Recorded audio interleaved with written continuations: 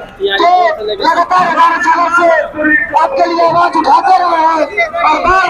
नमस्कार साथियों, मेरी मौजूदगी अभी गर्दनी बाग धरना स्थल पर है। देखिए, छात्रों के समर्थन में पिछले कई दिनों से आपने देखा होगा, कई हमारे टीचर का और कई विद्यार्थी यहाँ पर संघर्ष की लड़ाई लड़ रहे हैं, अपने हक की लड़ाई लड़ रहे हैं। इसी बीच में प्रहार जीएस एकेडमी जो कि मुसल्लापुर पटना में जो कि जीएस गिरा चलते हैं, वो सर हमारे मनीष सर यहाँ आए हुए हैं समर्थन को लेकर के।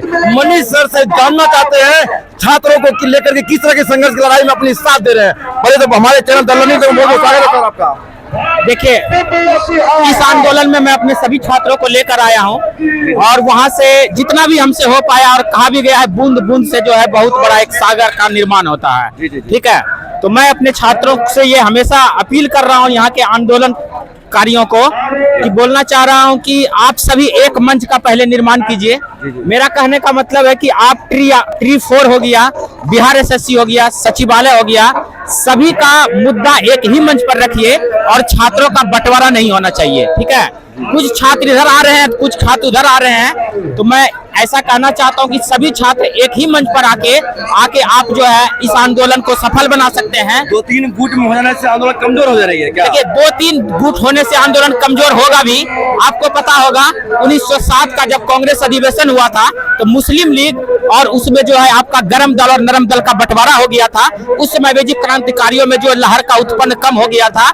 1916 ईस्वी में लखनऊ अधिवेशन में जाके जो है गरम दल, नरम दल और मुस्लिम लीग जो है आपस में एक हुआ था और उसको मिलाने में अहम भूमिका जो है एनी बेसेंट का रहा था। तो मैं भी चाहता हूं, मतलब आप इतिहास में भी ऐसा है कि जब 2-2 गुट में हुए ही है, लड़ाई कमजोर हो गई है। हाँ, इतिहास ये इसका साक्ष्य है कि अगर गुट अलग हुआ है तो आंदोलनकारियों की संख्या घटा है और उसका अलग अलग मतभेद हो गया है। तो एक मंच रहेगा, आंदोलन यहाँ से जरूर सफल होगा। अगर आप बटेंगे तो सफलता कभी नहीं मिलेगा। कहा भी गया है, आंखों में आंसू की लकीर बन गई, जो ना सोचा था वही तकदीर बन गई। हमने तो यूं ही फिराई थी रेत में उंगलियां, देखा तो जन छात्रों का सैलाब का तस्वीर बन गया। जब आप तक एक साथ नहीं रहेंगे, आपका आंदोलन सफल नहीं होगा। और मैं शिक्षा मंत्रियों से आगाह करना चाहता हूं कि आप ट्री 4, बिहार एसएससी, सचिवालय और आपका जो है लाइब्रेरियन का वैकेंसी एक आप शेड्यूल जारी करें और एक आप अपना जो है उसका एक तय दें कि इतना टाइम में एग्जाम होगा, इतना टाइम में फॉर्म भरा जाएगा। और जब तक नहीं होगा, हम चाहते हैं पूरे बिहार का छात्र जो है इस गर्दनी बाग में आके अपना जो है योगदान दे, तभी जो है आपका आंदोलन सफल हो पाएगा, नहीं तो नहीं होगा। पिछले 12-13 दिन 15 दिन हो गए लगभग सर। अब कब तक सब्र करे छात्र? सरकार क्या सब्र की परीक्षा ले रही है क्या सर? यहाँ पे छात्रों की एकजुटता में कमी है। जब तक पूरे बिहार का छात्र यहाँ पर आएंगे नहीं, तब तक ये आंदोलन सफल नहीं होगा। और यहाँ के नेताओं जो है वो भी जो है भीड़ को देखना चाहता है। जब तक छात्र भीड़ नहीं दिखाएगा तब तक आंदोलन सफल नहीं होगा।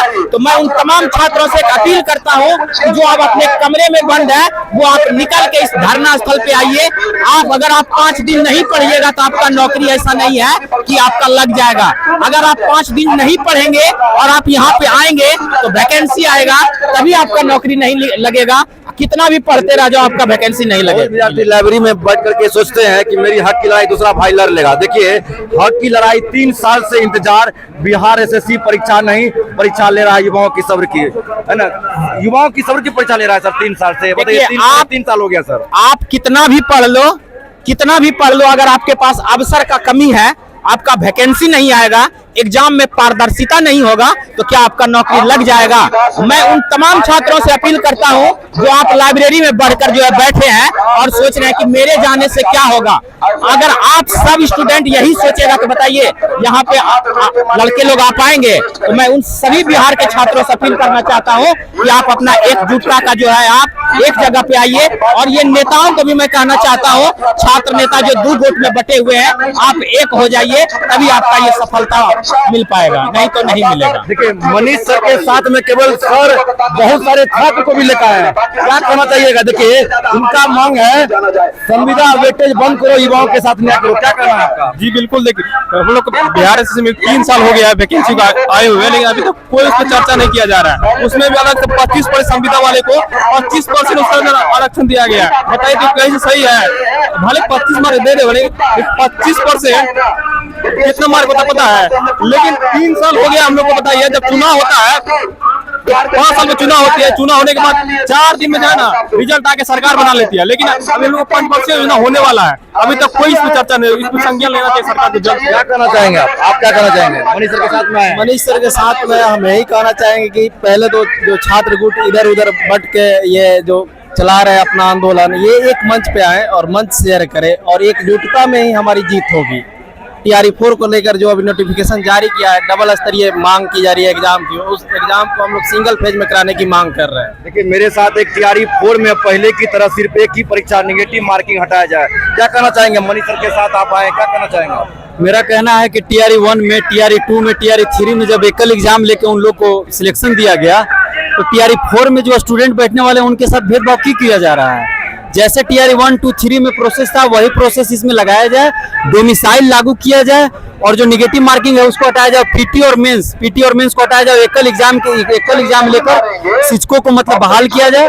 और मेरा एक चीज और कहना है, BPSC जो आयोग है उसमें पारदर्शिता लाया जाए और ये जो दरोगा का जो एग्जाम होता है उसमें हम लोग को क्वेश्चन परीक्षा देने के बाद नहीं मिलता है, क्वेश्चन दिया जाए, एग्जाम में पारदर्शिता लाया जाए और पेपर लीक रुके बच्चों के साथ। और यहाँ जितने भी छात्र हैं और जो लाइब्रेरी में बैठ के छात्र लोग पढ़ाई कर रहे हैं, सोच रहे हैं कि हमारा सिलेक्शन हो जाएगा, तो उन लोग को मैं एक संदेश देना चाहता हूँ कि भाई जब तक वैकेंसी नहीं आएगा तब तक तुम्हारा नौकरी नहीं लगेगा। तुम लाइब्रेरी में कितना भी बैठ कर पढ़ लो, पढ़ने से कुछ नहीं होगा जब तक तुम्हारे लिए अवसर नहीं पैदा होंगे।